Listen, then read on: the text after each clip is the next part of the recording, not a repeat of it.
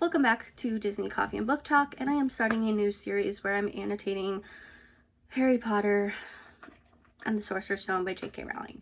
Now, before I get started, I do want to make a note, several notes, to be clear.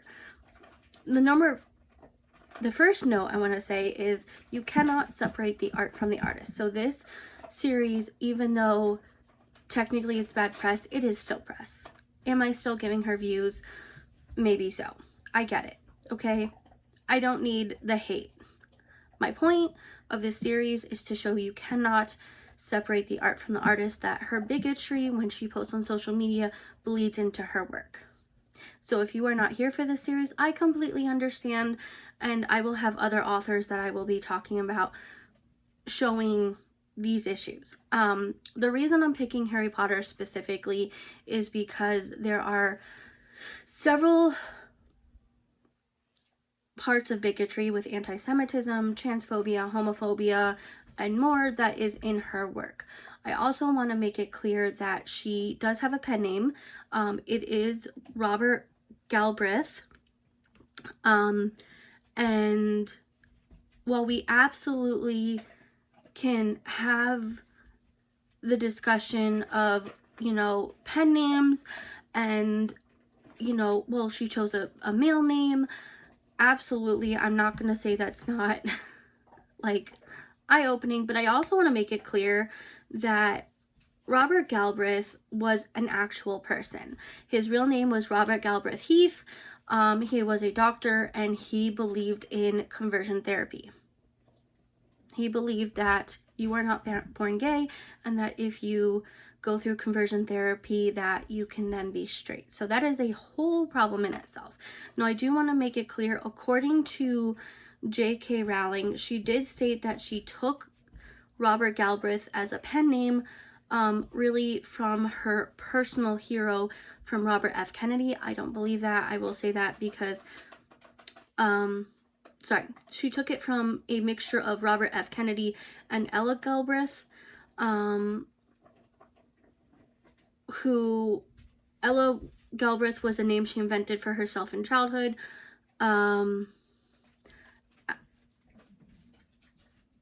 But, things just don't add up, right? I also want to make it clear that JK, right, the initials were meant to sound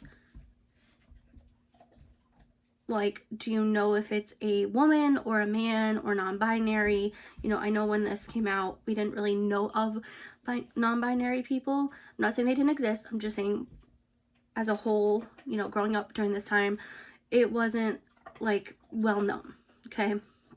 So I want to make that clear. But do I think that she really took it from Robert and this character? No, I don't. I really don't.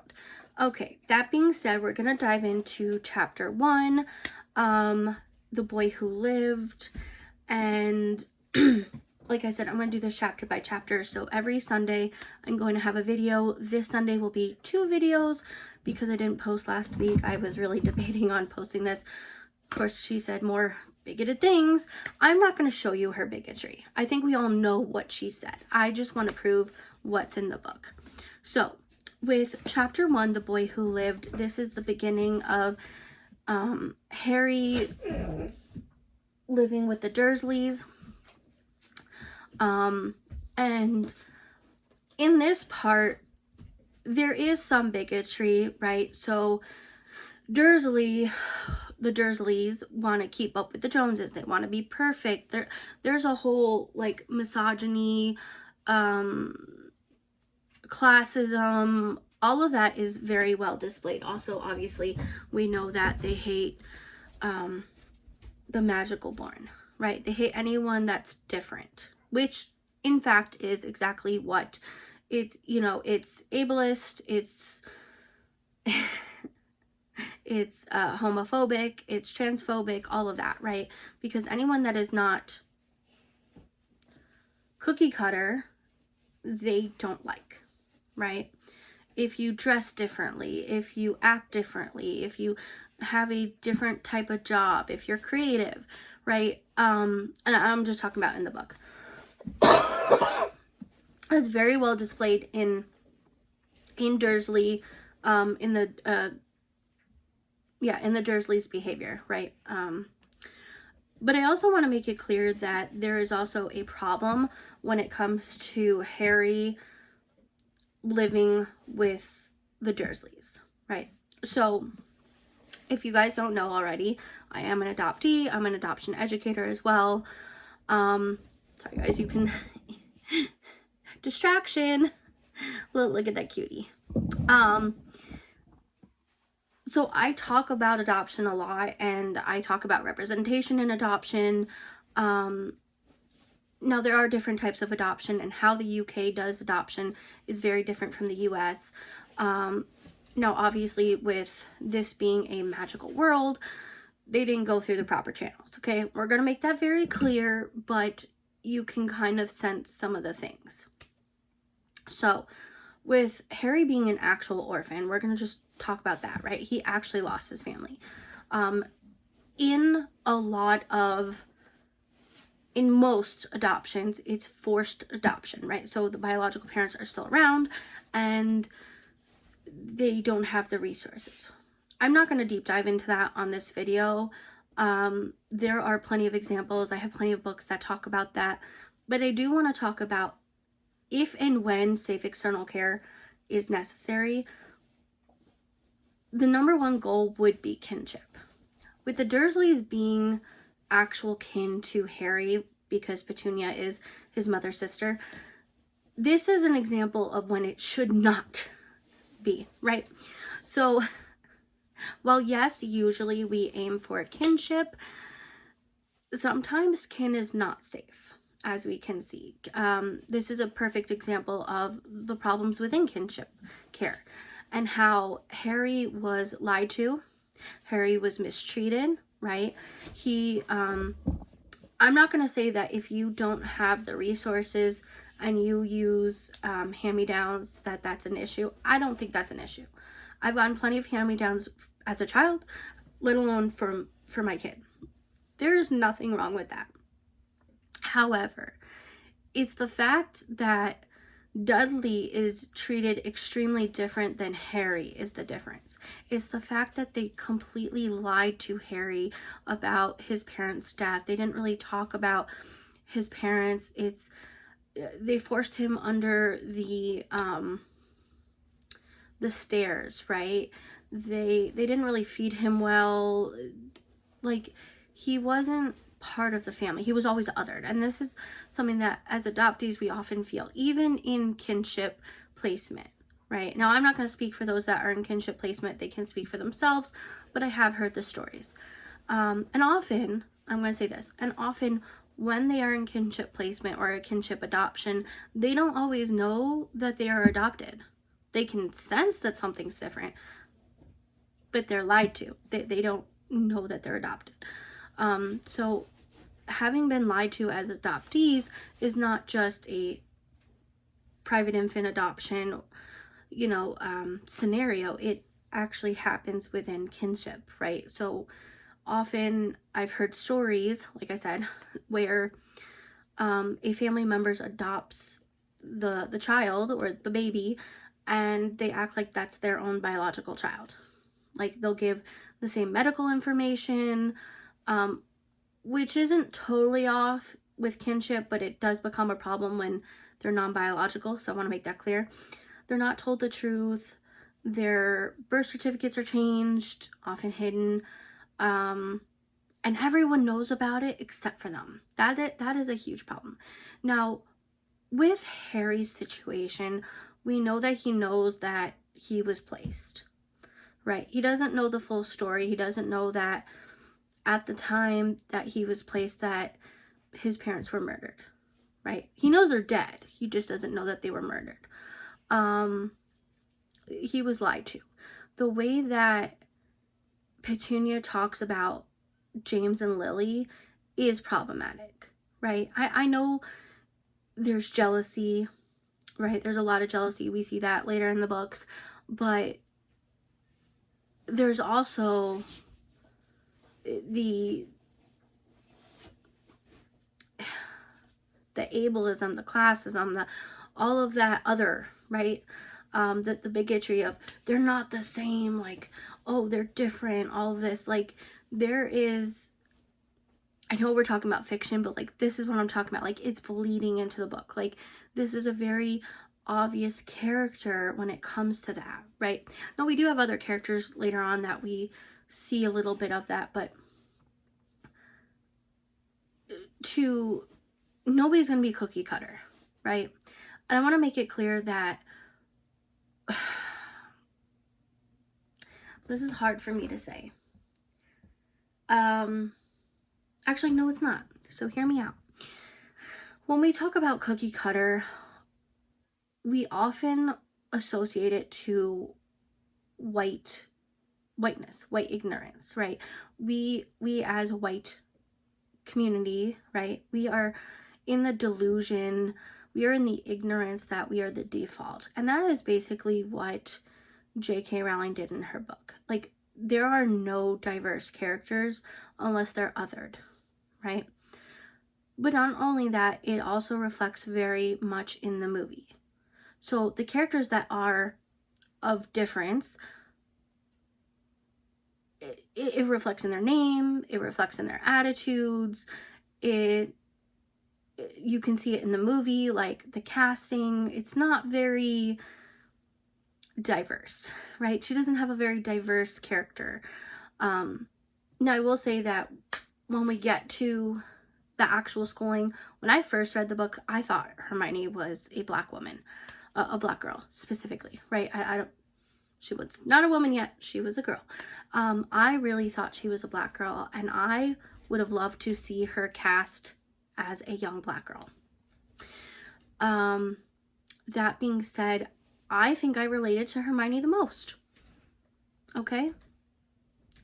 I don't need a character to look just like me. Now, I'm not going to say that Emma Watson didn't do a phenomenal job as Hermione Granger. She absolutely did. But I don't think there's anything wrong with casting characters that don't look like us. We are not the default, right? In the world does not only reflect someone that looks like me, right? There are Indigenous, there are Pacific Islanders, there are, Asian and Black and, other races. And that's okay. It's okay to have a diverse cast in your books, in your movies. So, I just want to make that very, very clear.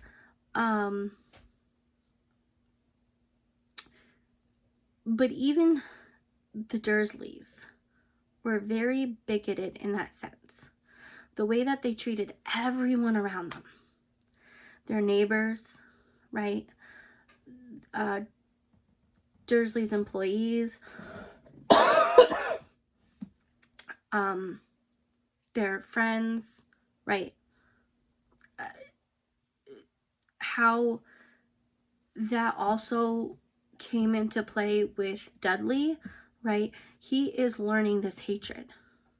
And we can see that it's not just Dudley. We can see in the next chapter with Dudley's friends. We're going to talk about that for a moment. But, or, in the in the next video.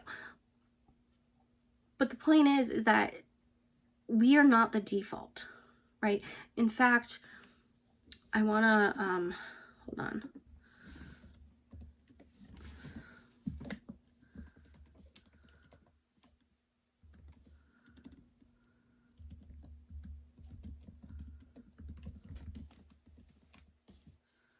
In the world, and I want to specify in the world, in terms of race,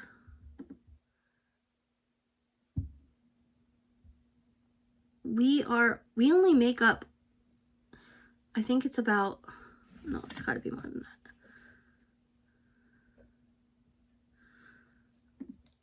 that. Hold on.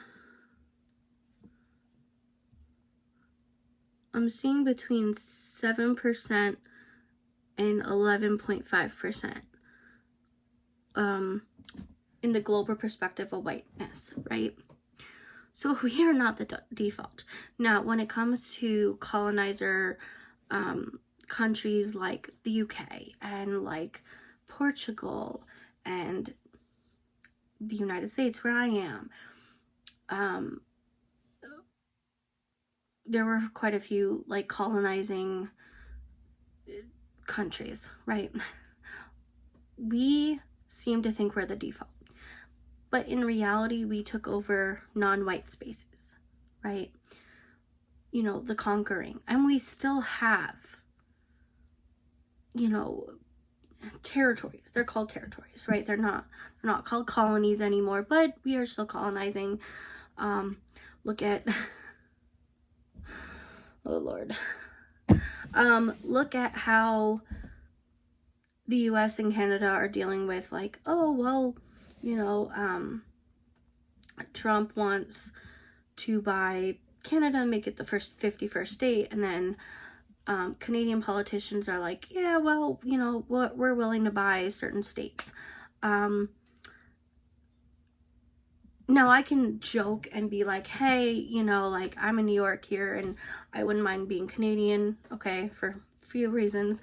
But is it still a problem? Yes, because we are still on Indigenous land, right? And we can absolutely have the discussion of, well, no one's free until all are free, and that includes giving the land back to the Indigenous peoples, right?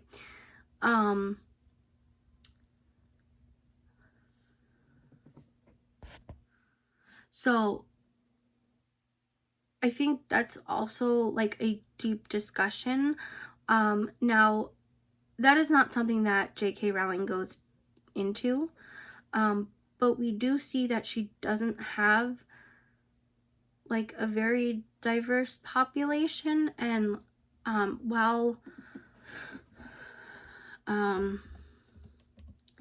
you know, she is set in the UK, I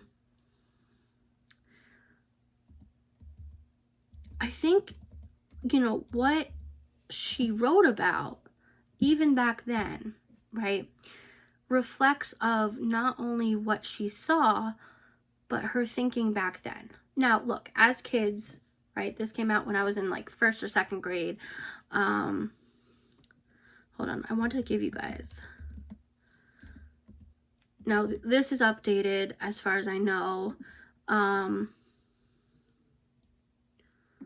Okay, this is giving... Okay, here we go. So in the UK, which makes up a few different countries, England, Wales, Scotland, and Northern Ireland, 82% of England and Wales, or of the UK, sorry, 82% of the UK is white. So that tells you a lot. She doesn't see a whole lot of diversity. Now, where I live now, right? So I grew up between New York City and upstate New York, and I did travel, at least statewide, not really countrywide. I wish I could. Would love to. If you guys can monetize me, that would be amazing. I would go to so many amazing places and talk about it. Oh, look at the baby. Look at the baby. Hi. Hi, bear. Okay, sorry. Getting distracted. You guys get a little glimpse of bear. Anyway, so it goes to show you that she wasn't really surrounded by diversity. Now, what I was saying was, where I live now, I'm in upstate New York. You can tell I'm in a log cabin. For full-time residents, right? For those that live here full-time, okay, that live here, work here, stay here year-round, there's not a lot of diversity, okay? And when I say that, I mean there's maybe 2 or 3 Black families, 1 or 2 Asian families, as far as I know. Okay, sorry, I'm getting like notifications on my phone. It's not diverse. It's not, and it also reflects on the cuisines, right? Like, we don't have a lot of cultural cuisines. Now, I'm also in a college town. Well, technically I'm between 3 colleges. And in that sense, Is there diversity? Absolutely, right? In fact, I'm not that far from where I went to college. I'm about an hour away. And again, the town is not very diverse in full-time residents. Sorry about that. I got interrupted. Anyway, what I was going to say was, no, I'm not that far from where I went to college. Again, it's a smallish town, full-time residents, not diverse at all. Very white, right? We're in rural upstate New York. And the colleges in itself are pretty diverse. There are people that come internationally. There's a lot of city kids that come up.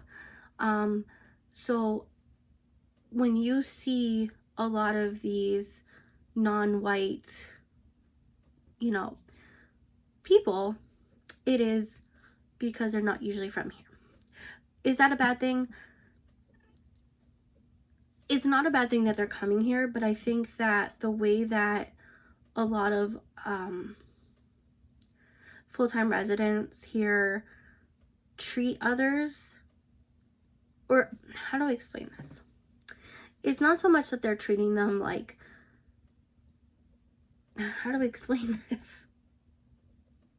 I think there's a lot of microaggressions, let me put it that way. When we say there's no, a lot of people say there's no racism in the North. That's not true. I want to make that clear. That is not true at all. Okay? Is it as open as, say, the South? No. But is there racism up here? Abso-freaking-lutely. Is there racism in big cities? Abso-freaking-lutely. Right? It's not just institutional and systematic, it is on an individual basis. When we talk about, are you around a black person, right? Let's say a black man, are you, moving to the other side of the street? Are you hiding your purse? Things like that. Those are microaggressions. You're having a prejudice against someone. And I've seen some of these prejudices, right? Not necessarily towards, how do I explain? I'm trying to explain this in a way that makes sense. So their verbiage on social media from full-time residents usually reflect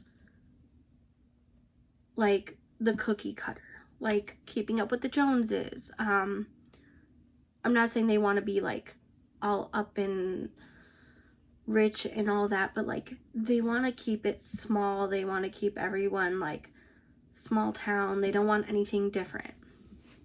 And it's reflected in their verbiage, right? So for example, now this is not necessarily racial, but I'm gonna give the example. I've seen post after post after post on my local Facebook group.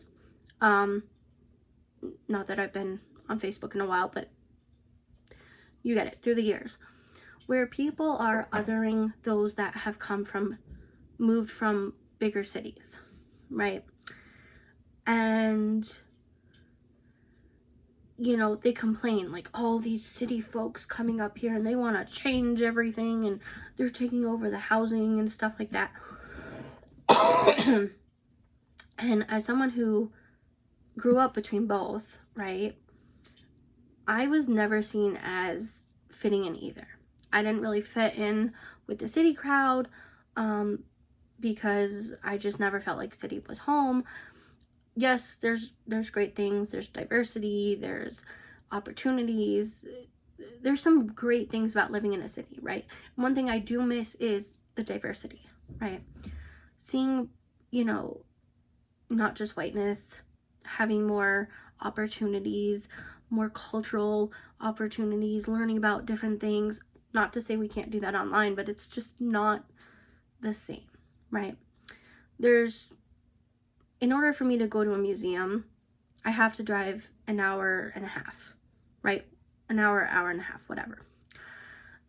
Whereas in the city, I could go to 20 different museums and maybe, you know, with public transportation, it could take an hour, but, and I say maybe, you know, it just depends on the museum, but it's not the same, right?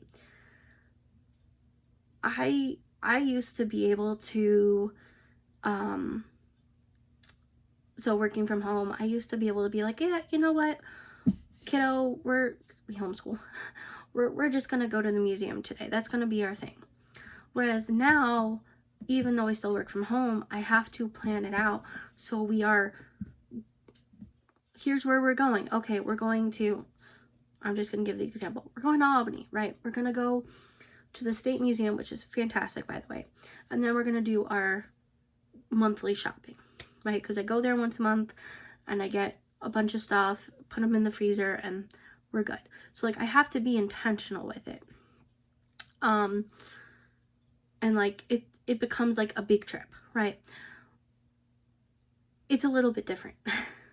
And I want to say, like, from my observation in places like Albany, right? Because we're not really going deep into the city. We're not like interacting with the locals as much. Like, yeah, okay, we go to like the malls and stuff.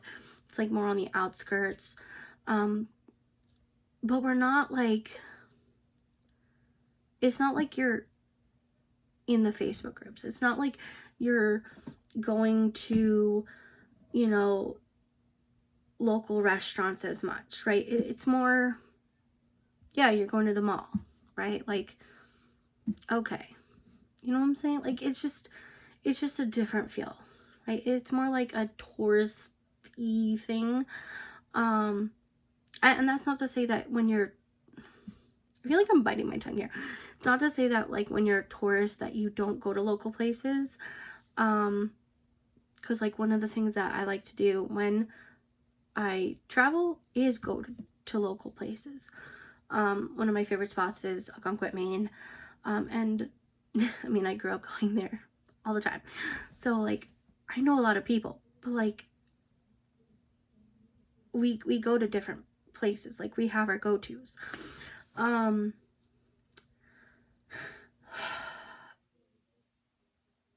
But seeing these locals that grew up, that were born and raised here, and I'm going to make that clarification.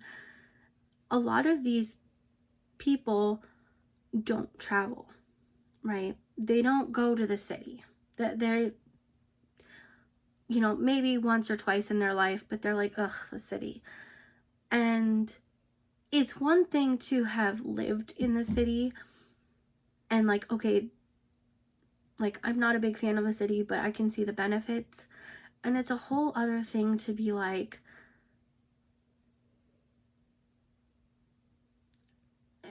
oh, it's the city, like we don't do that kind of thing, right? Like it's the othering of themselves. It's like they're separating themselves from, it's like when white people separate themselves from their whiteness. They think that, you know, just because they don't think that they're racist. They don't think that they have inherent biases.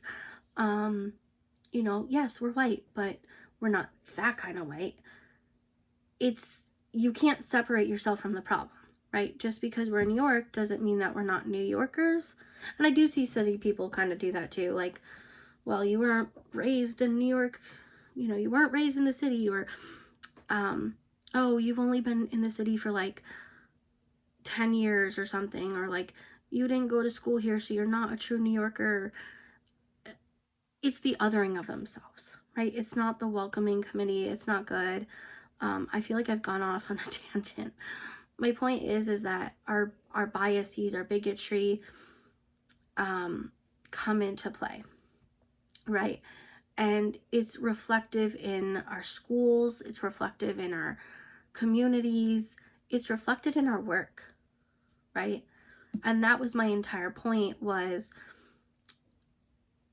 that you can't separate yourself, right? Oh, I know where I was going with this tangent. Sorry, I was talking about the cookie cutter, right? So like growing up as a white person, and I've often heard this, you can be anything you want as long as you put your mind to it. We never had to we never necessarily had to be that cookie cutter. We could be different. Do we have to worry about certain things? Of course, but not to the same extent as someone who is of a different race, right? We didn't have to worry necessarily about the police, right? Even if you had grown up in, say, a trailer park, right? Yes, there's classism when they say like, oh, your trailer park trash and stuff like that. That is classism. There's, been a whole discourse on Beyonce and whether she's relatable or not as a Black person. I've seen this on Black TikTok specifically, and she grew up in a middle-class home in Houston, Texas. So people talking about how she's not relatable because she grew up middle class,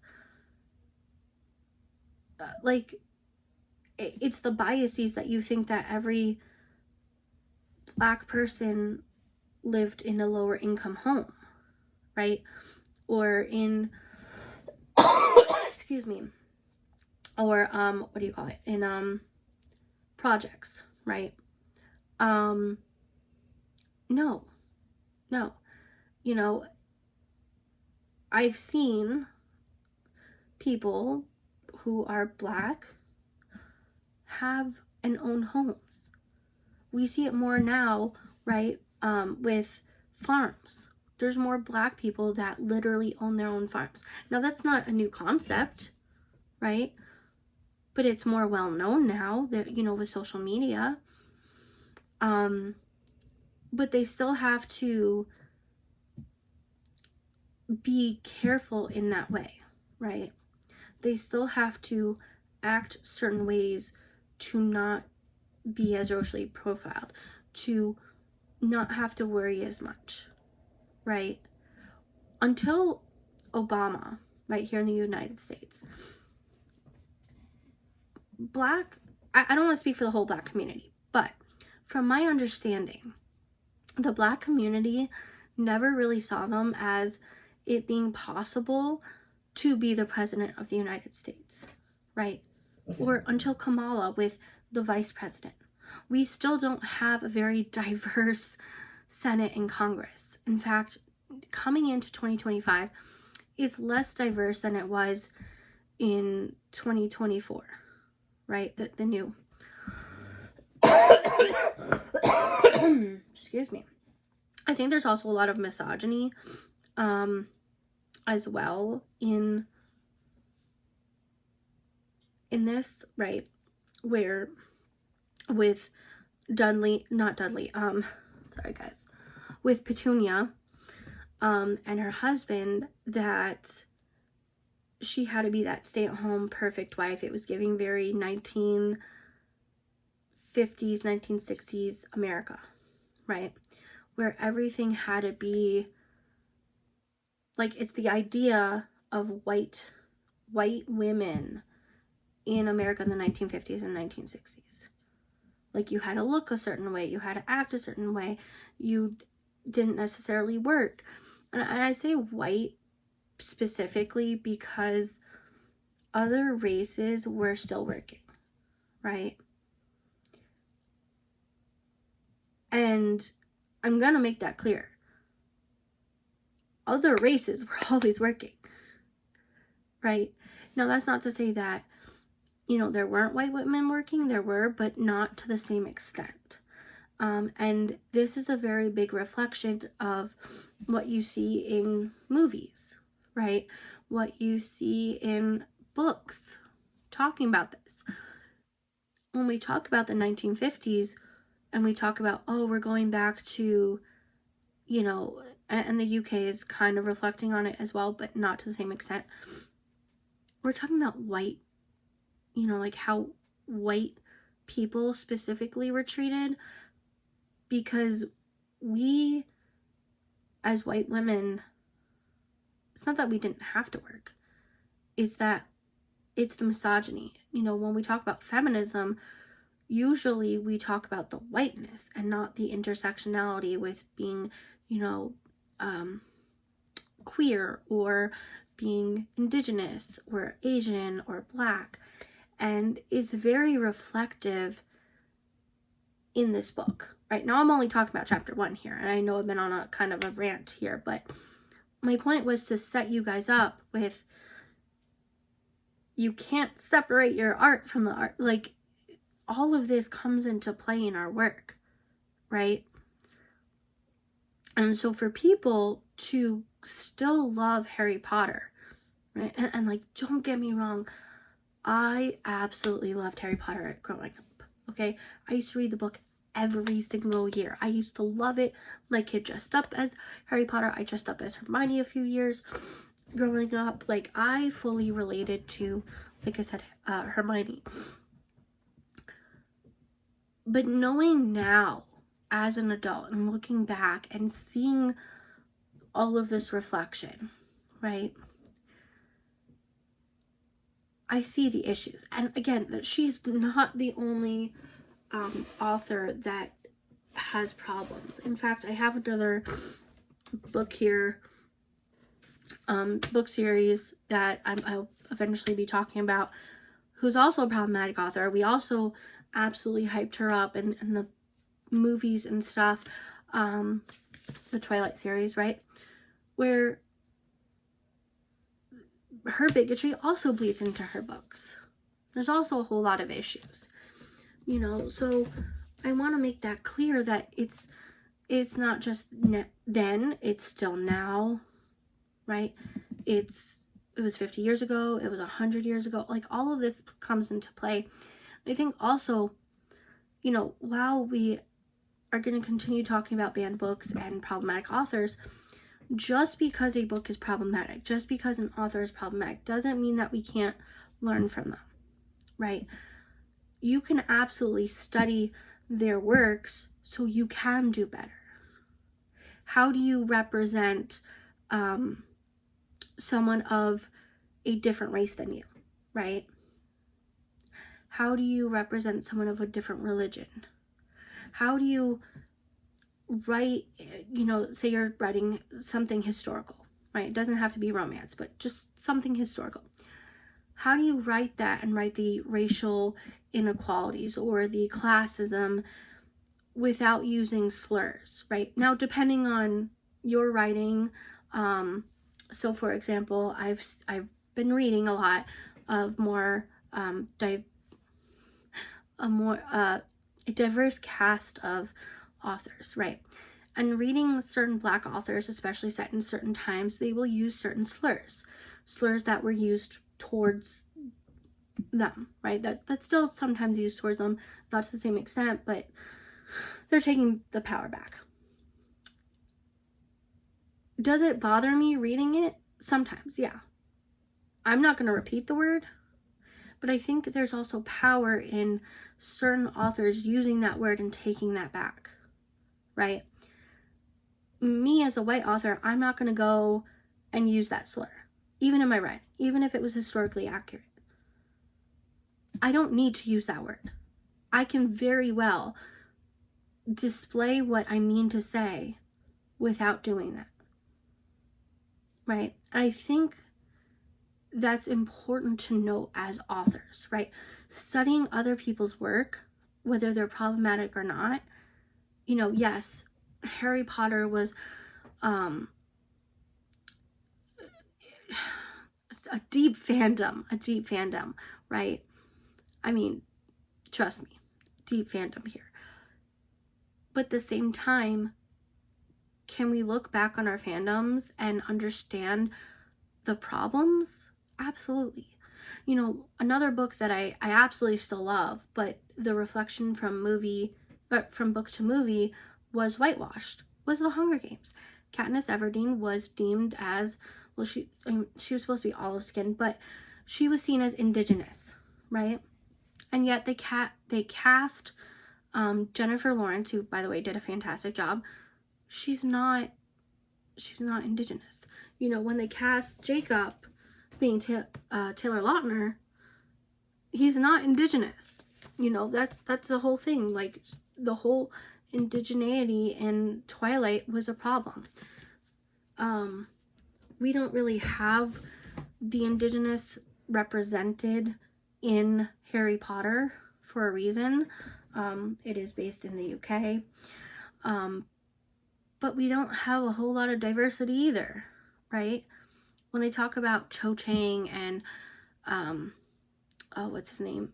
That was going to drive me crazy. Shacklebolt, right? What's his name? I think it was Kinsley Shacklebolt or something, right? Kingsley Shacklebolt, right? He was one of the very few Black characters, and I say few, right? At least in the movie, and book, movie and book specifically. Shacklebolt, how they treated Black people, like, there could have been so much more to Harry Potter, right? And that's the point, is we got to reflect on names, we got to reflect on their descriptors, we got to reflect on their actions and the words, and this is all going to continue to come into play. Anyway, I've gone on a large rant about all of this and the bigotry, but we're going to continue to talk about it come chapter 2, 3, 4, 5, etc. So hear me out. I'll see you guys later for chapter 2.